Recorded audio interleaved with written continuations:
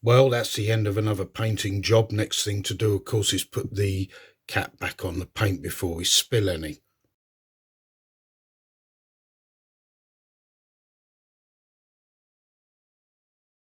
Hi, welcome back to St Blazey Model World. If you're new to the channel, welcome on in. Hints and tips for model making, and this one is about paint, how to care for it. We spend a lot of money on paint, don't we? So why do we want to waste it by doing things like this?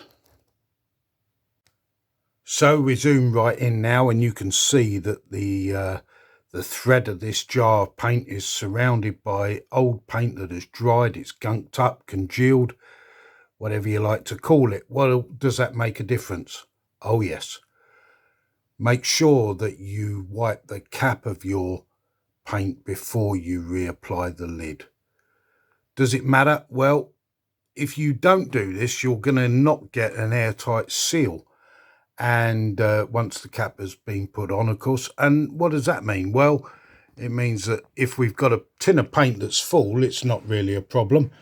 But with this tin, or this jar rather, it's nearly at the end of its life. There's not a lot left in here.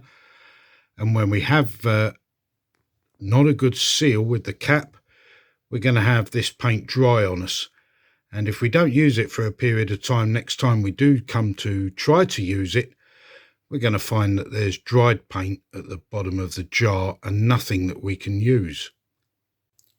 I did a similar video about glue recently on my channel, and it's the same principle. You know, a bit of tissue paper or a bit of toilet roll, just wipe round the thread of the cap there and the thread of the jar. Okay, we're going to waste a little bit of product, but we're going to waste a lot more product if we don't do this simple precautionary step. Okay, here's another example of bad paint pot management. We don't always practice what we preach, do we?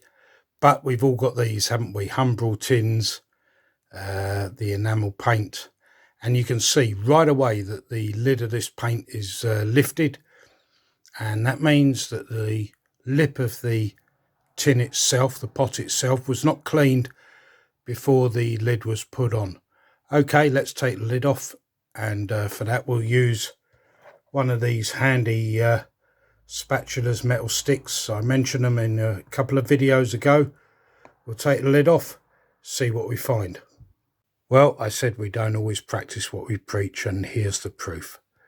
On the lid of this paint pot we can see some congealed paint around the lid, and of course that stops us getting a decent airtight seal to preserve our paint when we've finished using it, ready for the next project, so we hope.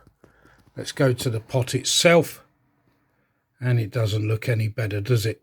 Wow, quite embarrassing really for me. I should know better, but there we are.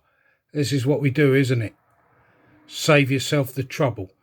That simple precaution of wiping the paint pot and the lid with a bit of toilet roll before you reseal after use, and your paints will last you for as long as there is nothing left in the pot.